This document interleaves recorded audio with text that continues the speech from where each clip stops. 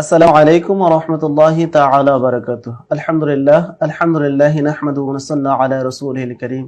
শুধু দর্শক মণ্ডলী, আপনারা যারা দূরে বা কাছে থেকে, দেশ বা বিদেশ থেকে কুমিল্লা 24 টিভি কর্তৃক আয়োজিত ধারাবাহিক অনুষ্ঠান ইসলামের বাণী দেখছেন, আপনাদের সবাইকে মোবারকবাদ জানাই আমি গোলাম মোহাম্মদ শাহজালাল।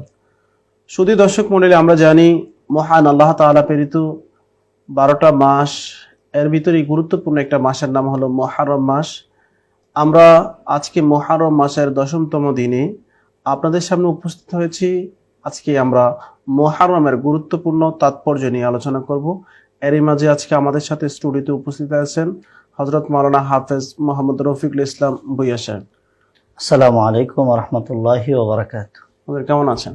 আলহামদুলিল্লাহ, ভালো আছি। আপনি কেমন আছেন? আলহামদুলিল্লাহ। দর্শক, আমরা জানি মুসলমানদের অত্যন্ত হৃদয় বিদারক ঘটনা ঘটেছিল এই মুহররম মাসের 10ম দিনে, যার কারণে আজকে মুহররম আসলেই মুসলমানের মুমিনের অন্তরে হাহাকার সৃষ্টি হয়।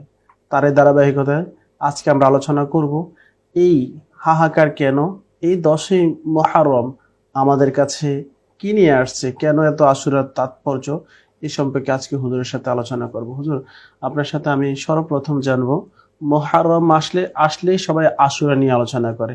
এই আশুরাটা কি বা এটা তাৎপর্যটা কি, যদি আপনি আমাদের দর্শককে একটু বিস্তারিত বলতেন। আলহামদুলিল্লাহ, অত্যন্ত সুন্দর একটি প্রশ্ন করেছেন বিজ্ঞ উপস্থাপক। মহান আল্লাহ রাব্বুল আলামিনের দরবারে অশেষ শুকরিয়া আদায় করি যে কুমিল্লা 24 টিভি কর্তৃক আজকে এই এত মহান অনুষ্ঠানে আমাকে ইনভাইট করার জন্য। আজকে যে প্রশ্নটা করলেন আশুরা নিয়ে, আসলে এই মুহররম মাসটা খুবই গুরুত্বপূর্ণ একটি মাস। তার কারণ হচ্ছে এই মুহররম মাসে আল্লাহ রাব্বুল আলামিন তার প্রিয় প্রিয় যে বান্দারা রয়েছেন এবং আল্লাহর যে পয়গাম্বররা রয়েছেন, 1 লক্ষ মতান্তরে 2,24,000 পয়গাম্বর, এই পয়গাম্বরদেরকে আল্লাহ রাব্বুল আলামিন বিভিন্নভাবে বিভিন্ন নামে উপাধি দিয়েছেন এবং বিভিন্ন আল্লাহ রাব্বুল আলামিন বিভিন্ন সময় বিভিন্ন বিপদ আপদ থেকে তাদেরকে রক্ষা করেছেন এই আশুরার মাসকে কেন্দ্র করে। আশুরা, তার মানে এটা ছিল আল্লাহ তাআলা তার প্রিয় বান্দাদেরকে পরীক্ষা নিয়েছেন। পরীক্ষা নেওয়ার পরে এই আশুরার দিনে, অর্থাৎ 10তম দিনে আল্লাহ তাআলা তাদেরকে নাজাতের ব্যবস্থা করে দিয়েছেন। নাজাতের ব্যবস্থা করেছেন, বিভিন্ন ধরনের তাদেরকে উপহার সামগ্রী দিয়েছেন, উপহার দিয়েছেন। জি। যেমন আশুরা শব্দটি আশারা থেকে এসেছে। এই আশারা হচ্ছে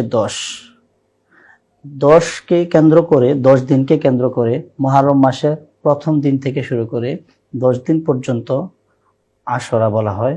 এই আশুরা হচ্ছে আল্লাহ রাব্বুল আলামিনের এই মাসের মধ্যে, 12 মাসের মধ্যে সবচেয়ে গুরুত্বপূর্ণ এবং ইম্পর্টেন্ট একটি মাস হচ্ছে আশুরার মাস, অর্থাৎ মুহররমের মাস, আশুরার 10 দিন। ধন্যবাদ হুজুর আপনাকে। আপনি খুব সুন্দর ভাষা আমাদেরকে দর্শককে সহ জানিয়ে দিলেন।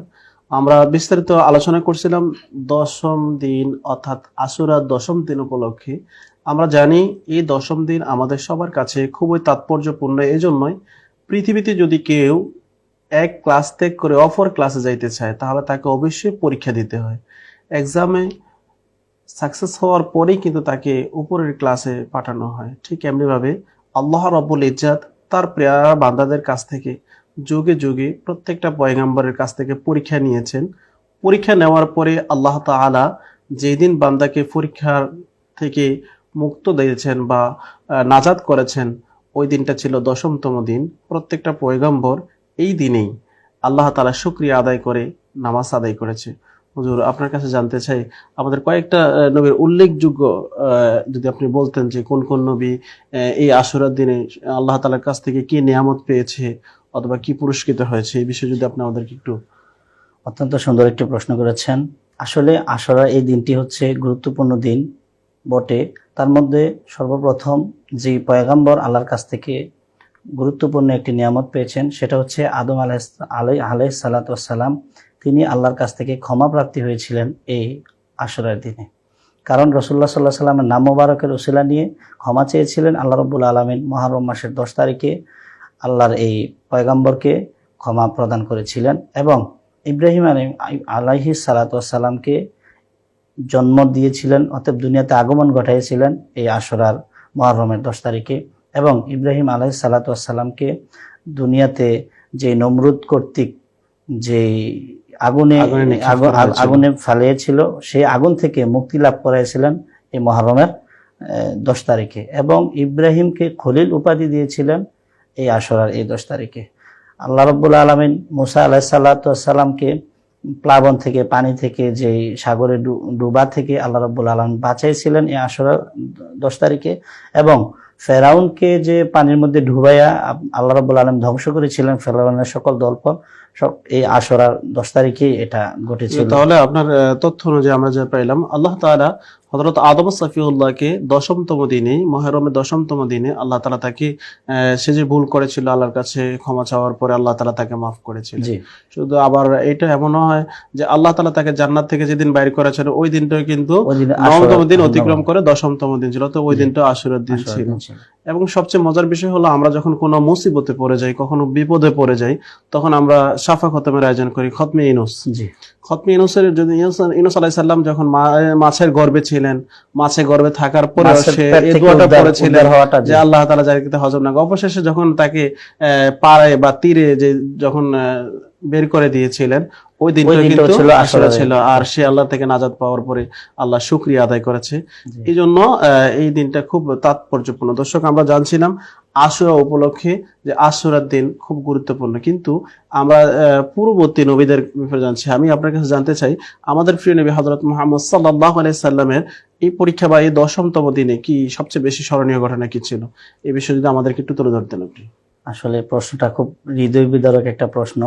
রাসূলুল্লাহ সাল্লাল্লাহু আলাইহি সাল্লাম এর কলিজার টুকরা যাকে বলা হয়, যাকে জান্নাতের সর্দার বলা হয়, ইমাম হাসান এবং হোসেন, যুবকদের জান্নাতের সর্দার। রাসূলুল্লাহ সাল্লাল্লাহু আলাইহি সাল্লাম হাদিসে মুবারাকার মধ্যে এভাবে বলেছেন যে যুবকদের জান্নাতের মধ্যে সর্দার হবে ইমাম হাসান এবং হোসেন। এই আশুরার, এই মুহররম মাসে এবং আশুরার 10 তারিখে হৃদয় বিদারক একটি ঘটনা ঘটেছে। সেটা হচ্ছে ইমাম হোসেনকে কারবালার প্রান্তরে, কারবালার জমিনে শাহাদাত বরণ করতে হয়েছে নানাজির ইসলামকে জিন্দা করার জন্য। খুব সুন্দর হুজুর। তাহলে আমরা জানি প্রত্যেকটা পয়গম্বরে আল্লাহ তাআলা প্রিয় বস্তুকে দিয়ে পরীক্ষা নিয়েছেন। আর শেষ জামানার নবী মুহাম্মদ রাসূলুল্লাহ সাল্লাল্লাহু আলাইহি সাল্লামের সবচেয়ে বেশি যাকে ভালোবাসতেন, যার কারণে আল্লাহর হাবিব সাল্লাল্লাহু আলাইহি সাল্লাম বলছেন, মান আহাব্বাহুমা, যে ব্যক্তি এই দুজনকে ভালোবাসবে। আহাব্বাহুমা, এই দুজন বলতে ইমাম হাসানকে এবং হুসাইনকে বুঝিয়েছে। তো বলছে যে ব্যক্তি দুজনকে ভালোবাসবে সে যেন আহাব্বানি, সে যেন আমাকে ভালোবাসে। সুবহানাল্লাহ। তার মানে রাসূল সাল্লাল্লাহু আলাইহি সাল্লামের এই হাদিস থেকে আমরা জানতে পারলাম রাসূল ইমাম হাসানকে, হুসাইনকে কত মহব্বত করত। সেই হাসান হুসাইনকে ইসলাম জিন্দা করার জন্য, সত্যকে কায়েম করার জন্য, নানার আদর্শকে বাস্তবায়ন করার জন্য 61 হিজরিতে কারবালার প্রান্তরে নিজের তাজা রক্তকে বিলিয়ে দিয়ে আজকে মুসলমানকে আমাদের আল্লাহর হাবিব সাল্লাল্লাহু আলাইহি সাল্লামের আদর্শের উপর অটল থাকার শিক্ষা দিয়ে গেছেন। হুজুর, এখান থেকে আমি আপনার কাছে জানতে চাই যে ইমাম হুসাইন এর থেকে আমরা কি শিক্ষা অর্জন করতে পারি, এবং আমার দর্শক কি শিক্ষা অর্জন করতে পারে তাদের কাছ থেকে? জি, আজকে আপনি একটু আগে যে হাদিসটা বর্ণনা করলেন, মান আহাব্বা আল হাসান ও আল হুসাইন, যে আমি নবীকে যে ভালোবাসবে, হাসান হোসেনকে যে ভালোবাসবে, আমি নবীকে সে ভালোবাসলো। হাদিসের এবারতে যে ওখানে আল্লাহর হাবিব সাল্লাল্লাহু আলাইহি সাল্লাম বলেন, ফাকাদ আহাব্বানি ওয়ামান আবগাদাহুমা ফাকাদ আবগাদানি, যে আমি নবীর ইমাম হাসান এবং হোসেনকে বিদ্বেষপূর্ণ আচরণ করলো, অথবা শত্রুতা পোষণ করলো, সে আমি নবীর সাথে যেন শত্রুতা পোষণ করলো। এখন রাসূলুল্লাহ সাল্লাল্লাহু আলাইহি সাল্লামকে আল্লাহ রাব্বুল আলামিন পবিত্র কোরআনের মাধ্যমে জানায় দেয় যে এখানে আছে, ইন্নামা ইউরিদুল্লাহ লিউযহিবা আনকুম রিজসা আহলাল বাইতি ওয়া ইউতাহহিরুকুম তাতহীরা। হে আহলে বাইতগণ, আল্লাহ চান তোমাদেরকে অপবিত্র থেকে পবিত্র করতে এবং তোমাদেরকে পূর্ণভাবে পুত পবিত্র রাখতে। অতএব আহলে বাইতরা পুত পবিত্র, এটা কোরআন দ্বারা স্বীকৃতপ্রাপ্ত। আমরা শিক্ষাটা কি পাচ্ছি এখান থেকে? এই আশুরার দিনে ইমাম হোসেন কারবালার ময়দানে জীবন দিয়েছেন, আমাদের কি শিক্ষা দিয়ে গেলেন? আমাদেরকে শিক্ষা দিয়ে গেলেন এই লা ইলাহা ইল্লাল্লাহ মুহাম্মাদুর রাসূলুল্লাহ, যে কালিমার উপরে আমরা দৃঢ় প্রত্যয়, আল্লাহ ছাড়া কোনো মাবুদ নাই, হযরত মুহাম্মদুর রাসূলুল্লাহ সাল্লাল্লাহু আলাইহি ওয়াসাল্লাম আল্লাহ তাআলার রাসূল, এই ঈমানের উপরে অটল থাক। অতএব বেঈমান, মুশরিক, কাফের, বেদিনদের কাছে ঈমান বিক্রি নয়, জীবন দিয়ে হলো মুহাম্মদ সাল্লাল্লাহু আলাইহি ওয়াসাল্লামের ধর্ম তথা ইসলাম, ইন্নাদ-দীনা ইনদাল্লাহিল ইসলাম, এই আল্লাহ মনোনীত ধর্ম ইসলামকে টিকিয়ে রাখা।